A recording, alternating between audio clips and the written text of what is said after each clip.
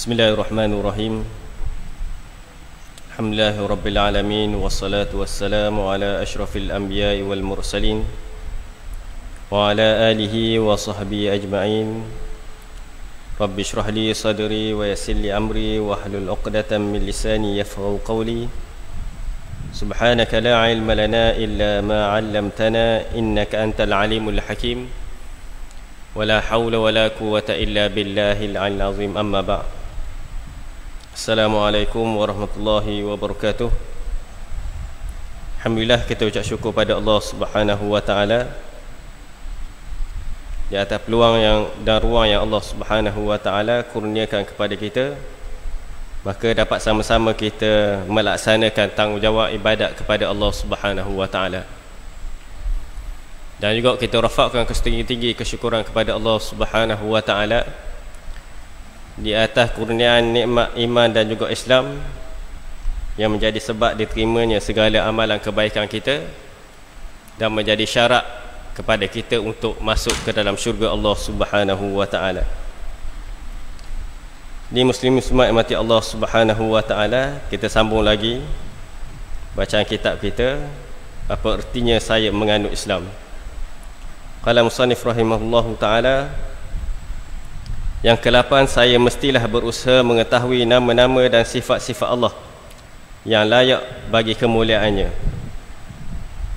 sebagaimana sabda Nabi SAW yang bermaksud Allah mempunyai 99 nama, kurang 100. Sesiapa yang menghafalnya akan memasuki syurga. Allah itu ganjil, yakni tunggal, dan menyukai bilangan yang ganjil. Hadis riwayat Bukhari dan Muslim.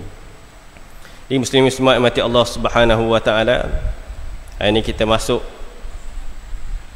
ke poin yang ke-8 daripada kitab Apa Erti Saya Menganut Islam. Sebagaimana yang kita sebut sebelum ni, tujuan utama kita berkongsi, belajar berkenaan dengan bagaimana kita mengetahui erti sebenarnya kita menganut Islam ni tidak lain dan tidak bukan ialah untuk kita dekat kepada Allah Subhanahu wa taala dan menimbulkan rasa yakin dalam diri kita ni yang selama ni kita pegang Islam, kita anut Islam, itulah agama yang terbaik di sisi Allah Subhanahu wa taala, agama yang diterima oleh Allah Subhanahu wa taala. Tidak ada agama lain yang diterima oleh Allah Subhanahu wa taala melainkan Islam. Dan Islam bukan hanyalah pada nama, pada sebutan, tapi juga pada perbuatan kita, amal perbuatan kita, amal kebaikan yang kita buat mengikut acuan yang Allah Subhanahu wa taala kurniakan ataupun berikan melalui Nabi Muhammad SAW. Itulah yang nak kita capai melalui apa yang kita faham melalui masuk kita menganut Islam itu sendiri. Bukan hanya berdasarkan kepada nama kita Islam cukup, tak. Tapi Islam merangkumi seluruh kehidupan kita, bermula daripada kita lahir sehinggalah kita mati. Semuanya mengikut apa yang Allah Subhanahu wa taala perintahkan dan juga apa yang Nabi sallallahu alaihi wasallam bawakan kepada kita melalui wahyu daripada Allah Subhanahu wa taala. Jadi insya-Allah yang malam ni kita akan cuba berkongsi sedikit sebanyak berkenaan dengan poin-poin dan juga cara-cara bagaimana kita hendak muslim ataupun selamat dari sudut akidah kita. Dan kita mestilah berusaha untuk mengenal nama-nama Allah Subhanahu wa taala, menghafal nama-nama Allah Subhanahu wa taala. Dan kalau kita ikut, maknanya kalau nak hafal ni 99 nama Allah, tak, maknanya kaset, tak, CD ni lebih hebatlah, tak, hafalan dia ingat belaka, tak. Bagi kita kalau nak hafal 99 ni, kemungkinan kalau boleh hafal pun lupa, 5-6 mungkin lupa, tak sampai 99 nama Allah ni yang ada ni, tak mungkin kita boleh hafal secara sempurna, tak. Tapi bukanlah bermaksud dalam apa yang dikata oleh penulis ni, tak, maknanya orang yang kita mestilah berusaha untuk mengetahui nama-nama dan sifat-sifat Allah. Bukan hanya kita tahu, tapi kita beramal dengan nama-nama dan juga sifat-sifat Allah Subhanahu wa taala. Mungkin antara kita ni tahu tak sifat Allah Subhanahu wa taala Ar-Rahman Ar-Rahim, Tapi adakah kita ni beriman, percaya dengan sifat Allah Subhanahu Wa Taala tu? Hari ni kita Islam ni tak, maknanya syarat kita menepati syaratnya hidup kita ni beragama Islam. Dan disebabkan kita ni beragama Islam, berpegang dengan cara hidup Islam, maka turun rahmat daripada Allah Subhanahu Wa Taala, rahmat atas kita. Ada pun orang yang kafir tak, turun juga tak, mana bantuan pertolongan daripada Allah Subhanahu Wa Taala, tapi sekadar di dunia, rahim Allah tak. Tapi kita ni boleh rahmat daripada Allah Subhanahu Wa Taala sejak daripada kita lahir sehinggalah kita mati, bertemu dengan Allah Subhanahu Wa Taala tak. Allah beri lagi rahmat. Tapi berbanding orang yang kafir, yang kufur pada Allah Subhanahu Wa Taala, dia dapat kelebihan nikmat atas dunia, tapi di akhirat esok-esok mereka ni akan jadi sehina-hina manusia makhluk Allah Subhanahu Wa Taala. Kita beriman, kita hafal, tapi kita tidak beriman dengan nama-nama Allah dan sifat Allah ni tak ada guna juga. Jadi kita hafal dan juga kita beriman dengan nama-nama dan juga sifat-sifat Allah Subhanahu Wa Taala. Kalau kita tahu bahawa Allah Subhanahu Wa Taala tu Maha melihat, Al-Basir, jadi kita beriman lah. Beriman dengan cara macam mana? Bila kita nak buat suatu perbuatan, amalan sama ada baik ataupun buruk, kita percaya bahawa Allah melihat. Sebab kita buat baik, sebab apa? Sebab Allah melihat. Dan perbuatan amal kebaikan kita tu akan dibalas oleh Allah Subhanahu Wa Taala. Begitu juga walaupun orang tu tidak beriman bahawa Allah melihat, dan dia mengetahui bahawa Allah tu melihat, dia buat perbuatan yang jahat, maka perbuatan dia pun akan dibalas oleh Allah Subhanahu Wa Taala dengan dosa. Maknanya kita dah semestinya perlu hafal saja tak? Perlu beramal dengan apa yang kita hafal, apa yang kita tahu, dengan daripada nama-nama Allah dan juga sifat-sifat Allah Subhanahu Wa Taala. Yang kesembilannya, saya mestilah berfikir, merenung kehebatan kejadian-kejadian Allah, bukan memikirkan tentang zatnya. Jadi yang kesembilannya, penulis kitab menyebut bahawa kita kena merenung kehebatan ciptaan Allah Subhanahu Wa Taala, kejadian Allah Subhanahu Wa Taala. Kalau kita tengok dalam Quranul Karim ni, kebanyakan ayat Al-Quranul Karim ni kalau bercerita berkenaan dengan hukum hanya 2%. Yang lain-lain cerita berkenaan dengan kejadian yang Allah Subhanahu Wa Taala buat dan juga kebesaran Allah Subhanahu Wa Taala. Jadi Allah Subhanahu Wa Taala dan juga Nabi sallallahu alaihi wasallam suruh kita fikir, renung kejadian Allah Subhanahu Wa Taala. Sebab tu yang mendekatkan diri kita dengan Allah Subhanahu Wa Taala. Ada kejadian yang Allah Subhanahu Wa Taala sebut dalam Al-Quran, walaupun Allah Subhanahu Wa Taala turun wahyu kepada Nabi sallallahu alaihi wasallam 1444 Hijrah yang lalu, tahun yang lalu, tapi kebanyakan ilmu ni dapat dibuktikan mutaakhir ni. Zaman orang maju, teknologi canggih, barulah orang boleh buktikan penemuan sains. Padahal Allah Subhanahu Wa Taala sebut dah dalam Al-Quran. Sebagai contohnya kita ambil bagaimana Allah Subhanahu Wa Taala cerita berkenaan dengan bumi dan juga planet-planet ni, dia berputar mengikut paksi dia. Allah Subhanahu Wa Taala sebut dah dalam Al-Quran, planet-planet ni beredar mengikut tempat dia, jalan dia dah. Dan juga Allah Subhanahu Wa Taala cerita lagi berkenaan dengan bagaimana Allah Subhanahu Wa Taala hantar angin untuk tumbuhan ni boleh tumbuh, boleh membiak. Bila ada angin maka berlaku pendebungan. Benda ni, tumbuhan tu boleh hidup, boleh buah pula. Allah Subhanahu Wa Taala tunjuk kepada kita kehebatan ciptaan Allah Subhanahu Wa Taala. Begitu juga ciptaan Allah Subhanahu Wa Taala bentuk binatang yang kecil. Lalat ke, nyamuk ke, maknanya ada fungsi dia. Kita ambil sebagai contoh je lah. Kita ambil contoh sejenis lalat ni, nama dia black soldier. Maknanya lalat ni dia tak makan benda-benda kotor. Lalat jenis ni tak makan benda kotor. Lalat ni kalau kita ada setengah negara atau tempat, dia guna lalat ni untuk lupuh sampah-sampah. Dia guna. Maknanya dia kalau ada makanan kalau lebih-lebih, Dia letak situ, mana lava lalat ni, anak dia ni, ulat dia akan makan. Sampai sekarang ni orang guna dia buat makanan bagi binatang. Mana protein dia tinggi. Salah satu sumber ni lah, sumber makanan. Cuma kita nak beri makan ni lah sisa-sisa makanan. Buruk-buruk, busuk-busuk dah, basi-basi dah, kita beri makan, dia makan belaka. Kalau kita letak bakar lembu seekor, dia boleh makan habis. Hebat pada ni tak? Mana Allah Subhanahu wa cipta benda yang kecil tapi boleh beri banyak manfaat kepada manusia. Tak? Dan juga Allah Subhanahu wa taala ciptakan dalam kejadian bumi dan langit ini ialah siang dan malam. Pergantian antara siang dan malam. Malam dan siang tidak bertembung. Tak? Mana walaupun gerak laju tak? Maknanya planet kita ni, bumi ni gerak laju tak? Cuma kita tak rasa sebab besar. Gitu juga kalau kita tengah jalan di highway, walaupun kita bawa laju 120, kita tak rasa laju tu. Sebab apa? Sebab kita duduk di jalan yang luas. Tapi kalau kita lalu kat lorong kecil, jalan satu lane, satu jalan je, satu lorong je, kita bawa 120 tu kita rasa laju. Gitulah putaran bumi ni Allah Subhanahu wa taala buat. Bumi ni besar, kita tak rasa kelajuan dia. Mana hebat Allah Subhanahu wa taala buat. Kita ni tak terbalik, tak jatuh pun, disebabkan oleh kekuasaan Allah Subhanahu wa taala. Jadi Nabi sallallahu alaihi wasallam sebut bahawa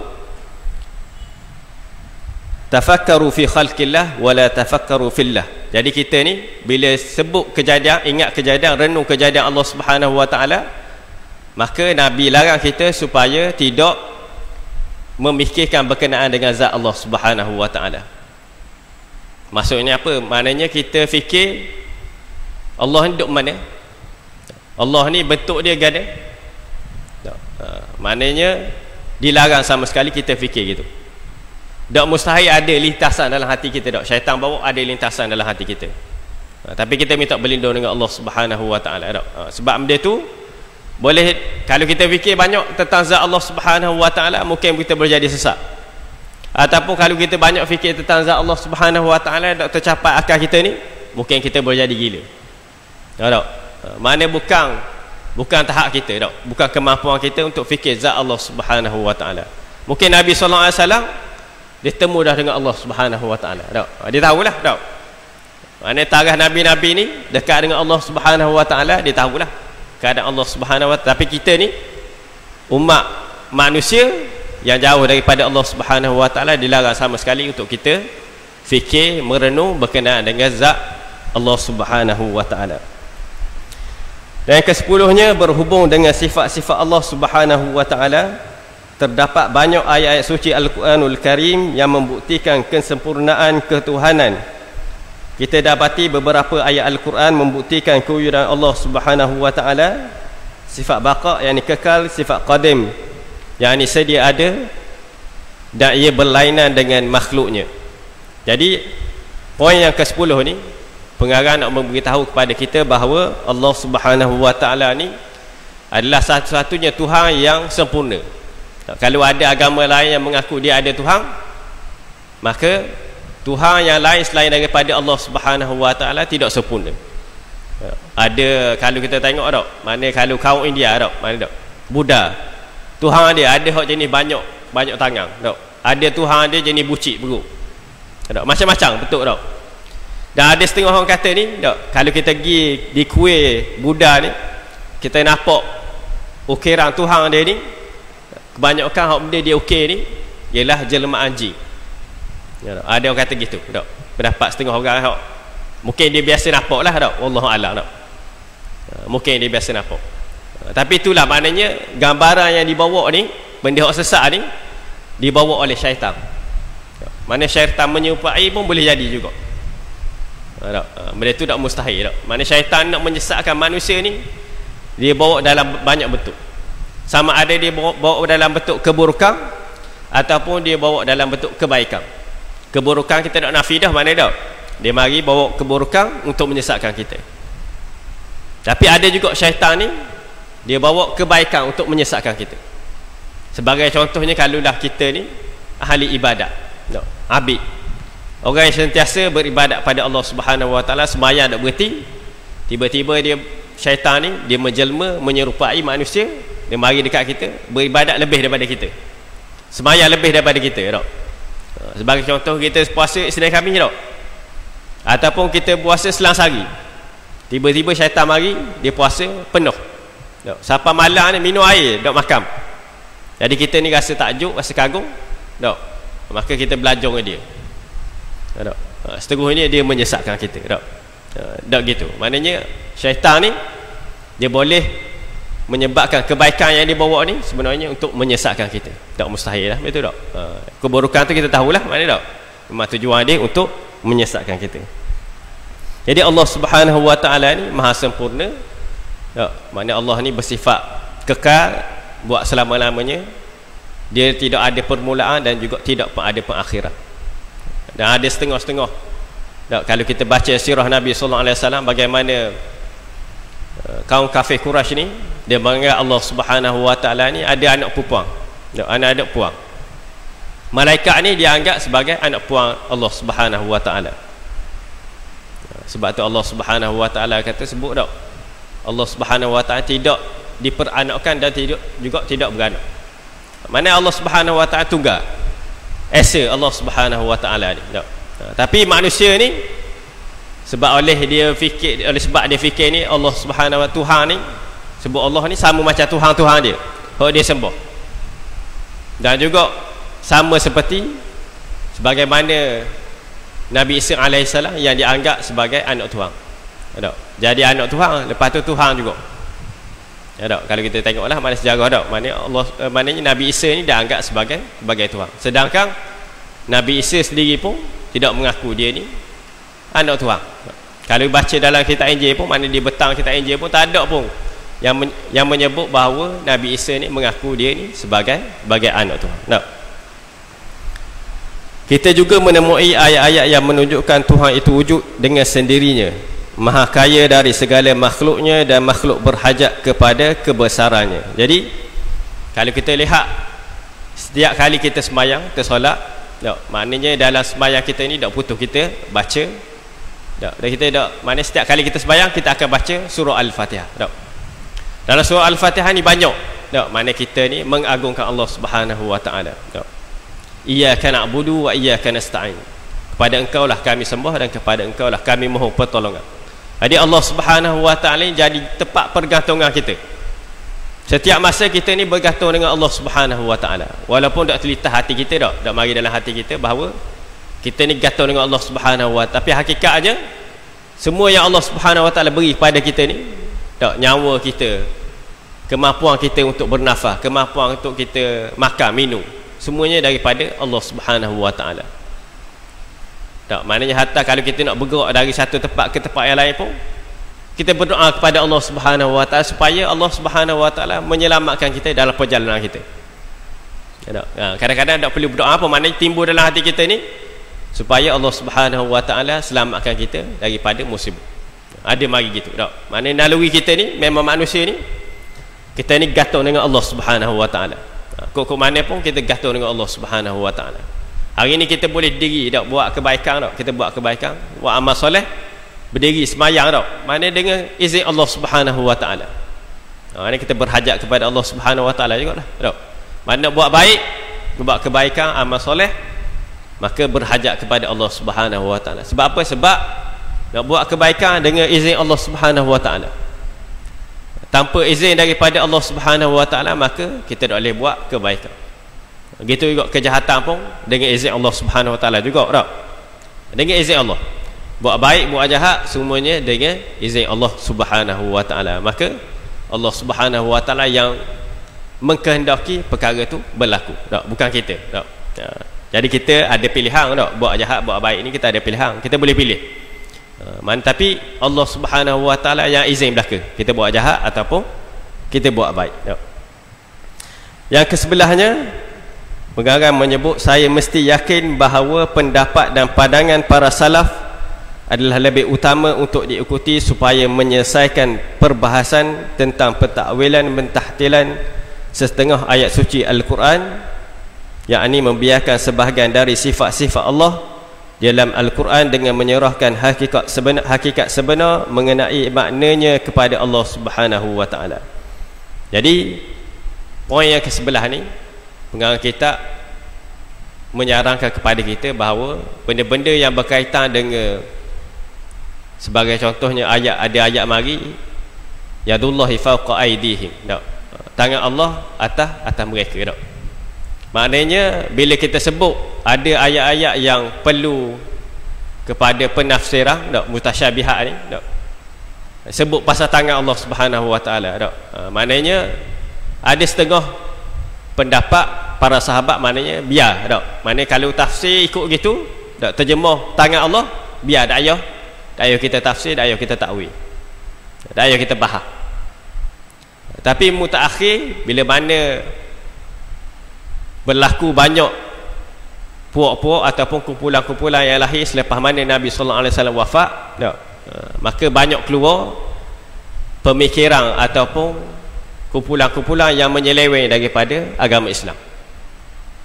Mana selepas Nabi sallallahu alaihi wasallam mati, pada zaman lebih kurang pada zaman Abu Bakar keluar puak yang riddah, keluar daripada agama Islam, tak berbayar zakat. Itu satu puak. Bila mana mari pula zaman Sayyidina Ali, keluar pula puak Khawarij, Syiah. Mana bermula dari situlah, maknanya banyak firqah-firqah ataupun kumpulan-kumpulan ni keluar bawa pahaman atau yang bertentangan dengan agama, bertentangan dengan akidah. Qadariyah, Jabariyah, Mu'tazilah. Dan kebanyakan mereka yang kumpulan yang lahir ni, mereka ni menggunakan akal semata-mata untuk menafsirkan ayat Allah Subhanahu wa taala. Mana guna logik akal. Mana kalau kena dengan logik akal, maka benda tu betul. Kalau bersalahan dengan logik akal, maka benda tu tak boleh diterima.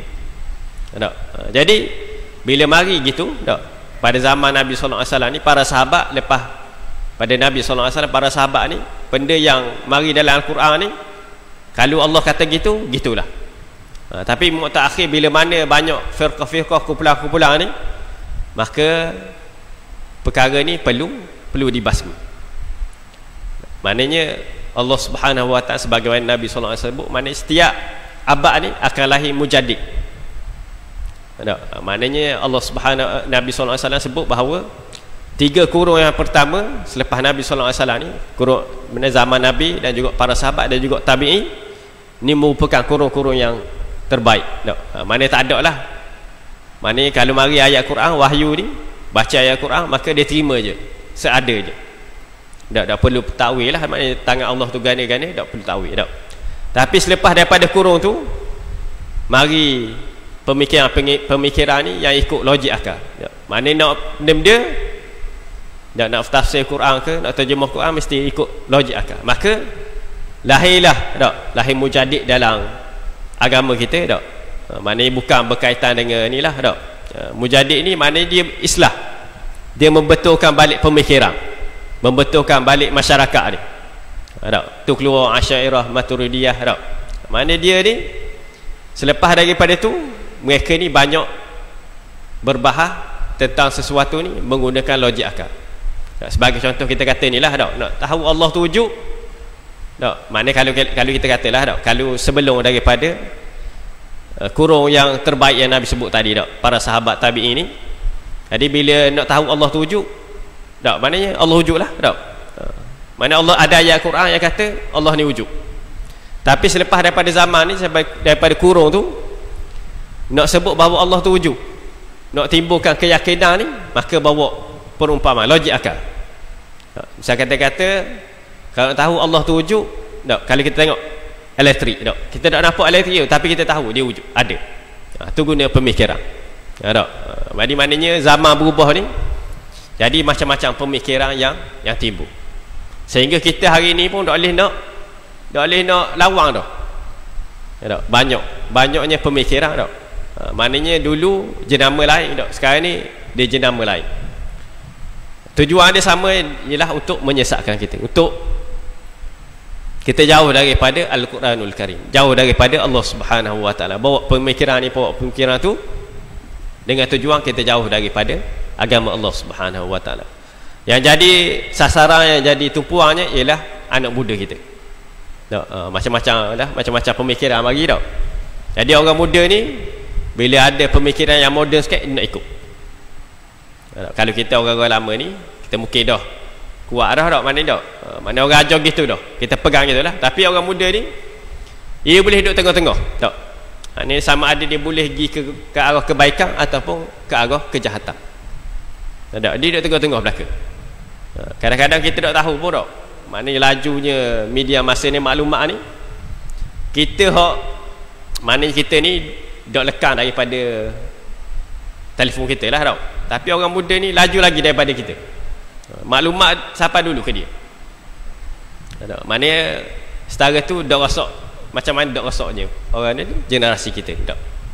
Jadi maknanya barat Yahudi ni, dia berusaha untuk rosakkan pemikiran kita, pemikiran anak kita, generasi muda kita tak. Maknanya peperangan membentuk pemikiran supaya generasi ni akan ikut ke arah kejahatan, ikut pemahaman mereka, ikut pemikiran mereka.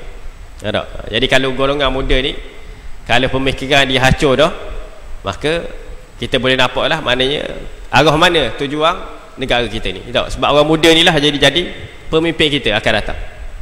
Kalau rosak sekarang ni, maka masa depan kita pun, anak cucu kita pun rosak juga.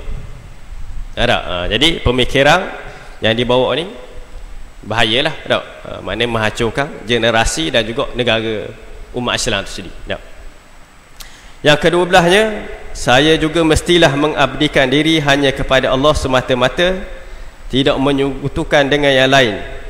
Ini saya lakukan kerana menyahut seruan Allah Subhanahu wa taala dan Rasulnya yang menyuruh manusia supaya mengabdikan diri hanya kepada Allah Subhanahu wa taala semata-mata dan tidak tunduk kepada sesuatu selain daripada Allah Subhanahu wa taala. Maknanya kita abdikan diri, kita tunduk pada Allah Subhanahu wa taala, serah diri pada Allah Subhanahu wa taala semaksimum mungkin. Maknanya kita bulat-bulat kita serah pada Allah Subhanahu wa taala dengan cara kita jaga hak Allah Subhanahu wa taala. Mana hak manusia pun ada, hak Allah Subhanahu wa taala perlu kita utamakan. Sebagaimana bagaimana Nabi sallallahu alaihi wasallam ajar kepada seorang budak.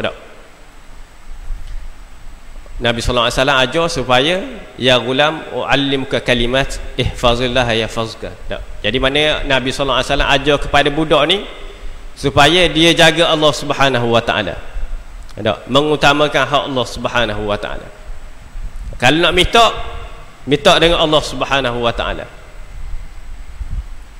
Mana kalulah manusia ni berhimpun untuk beri manfaat kepada kamu, nescaya tidak akan datang manfaat tu kecuali dengan izin Allah Subhanahu wa taala.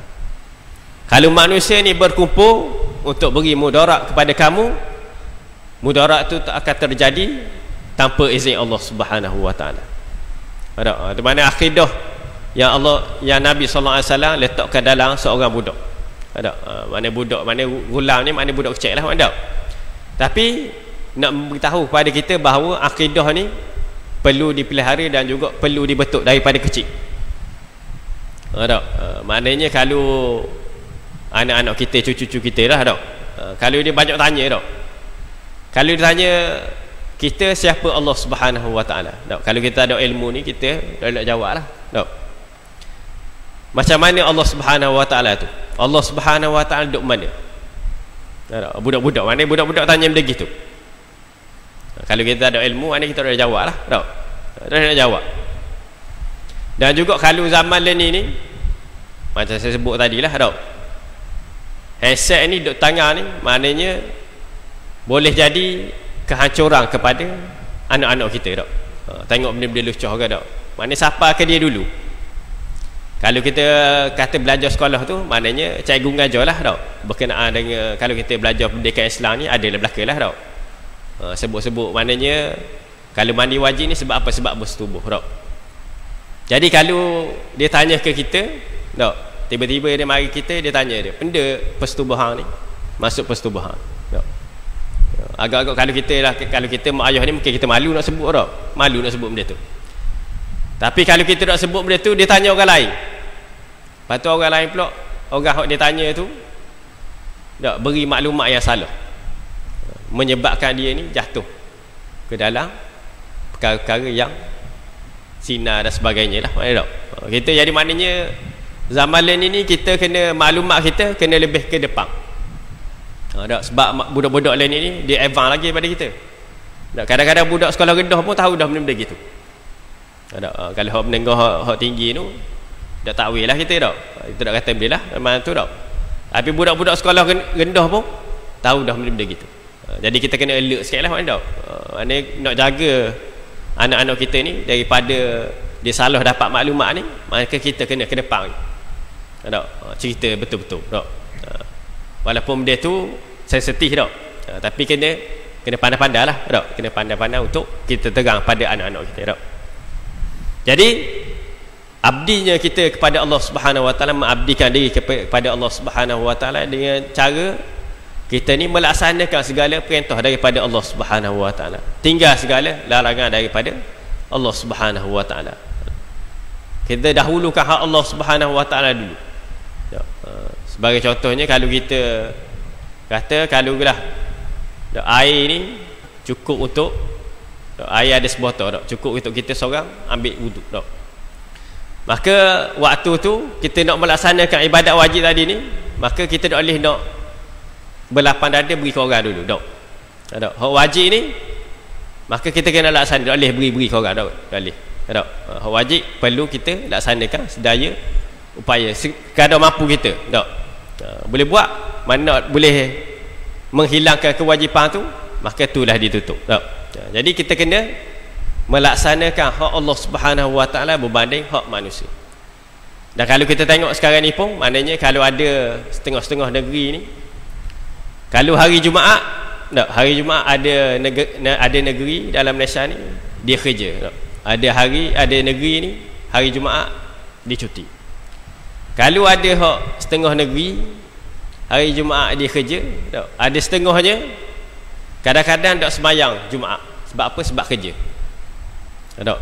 Kalau tak kerja, tak buat hak bos suruh ni, kayak gini kena pecat tak? Buat tak pergi semayang.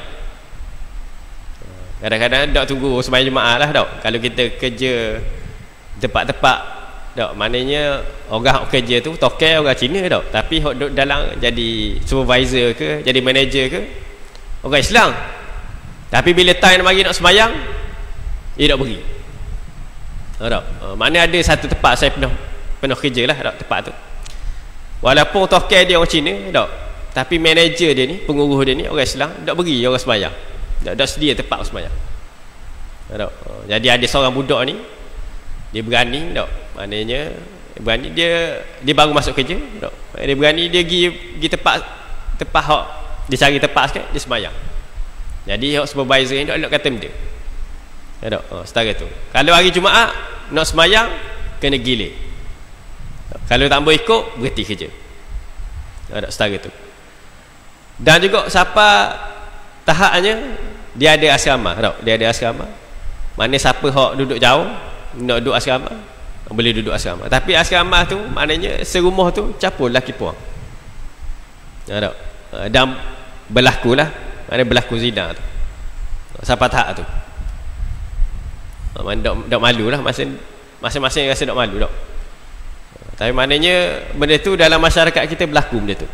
Cuma kita mungkin tak dengar dan tak tahu benda tu tak? Tapi berlaku dalam masyarakat kita. Jadi hak Allah Subhanahu Wa Taala ni mesti kita dahulukan tak? Tapi mungkinlah kita kata, kalau kita kata tak, maknanya kalau lah bos kita kata beri kata dua kepada kita, kalau kita dah buat kerja ni kita kena pecat tak? Bila dia minta nasihat kita tak, kawan kita nak kena pecat, minta nasihat kita nak buat macam mana? Kita kata dia lawang tak? Kalau lawang maka tak ada kerja. Dia tanya kita pula, dah nak kerja benda tak? Kita nak jawab benda pula lepas tu. Kita mungkin dah nak pergi kerja ke dia tak?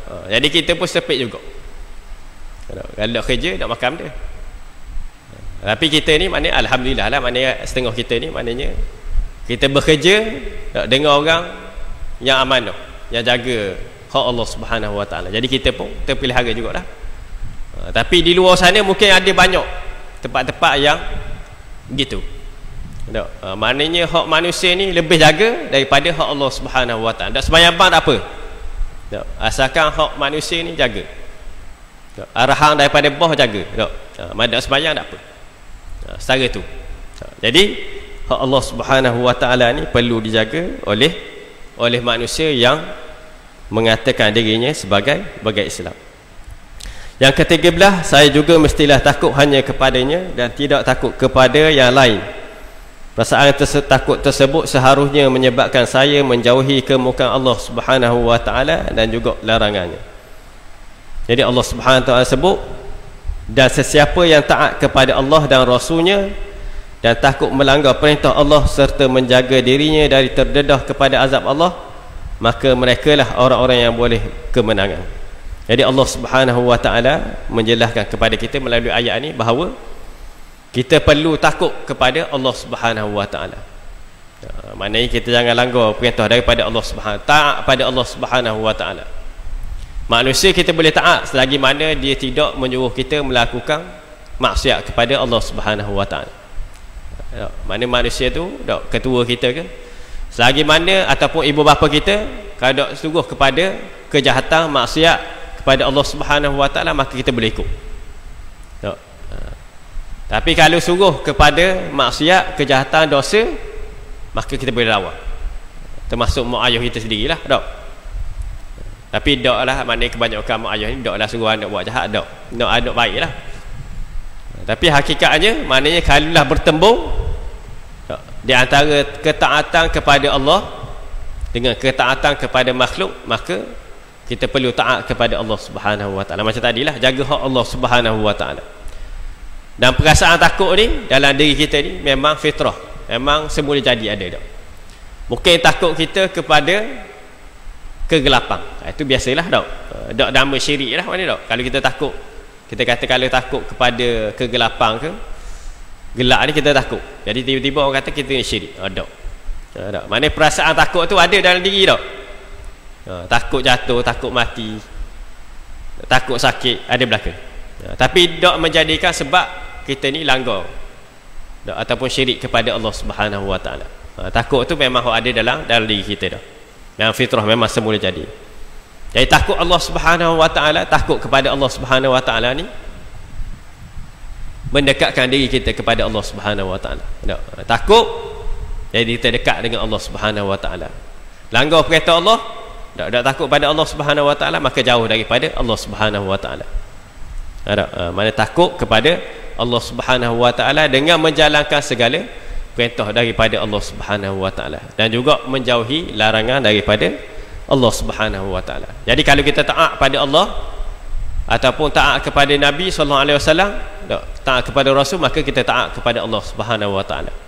Sebab wahyu mari daripada Allah Subhanahu Wa Taala, disampaikan oleh Nabi sallallahu alaihi wasallam. Nabi ni bawa risalah wahyu daripada Allah Subhanahu Wa Taala. Kalau perkara berkaitan dengan dunia, Allah Subhanahu Wa Taala akan utuh Nabi sallallahu alaihi wasallam ataupun para anbiya. Rasul-rasul, nabi-nabi ni Allah Subhanahu Wa Taala tidak akan utuh kepada manusia kalau sekadar nak terang berkenaan dengan hal dunia. Tapi nak terang berkenaan dengan hal agama ni, maka Allah Subhanahu Wa Taala utuh nabi dan juga rasul.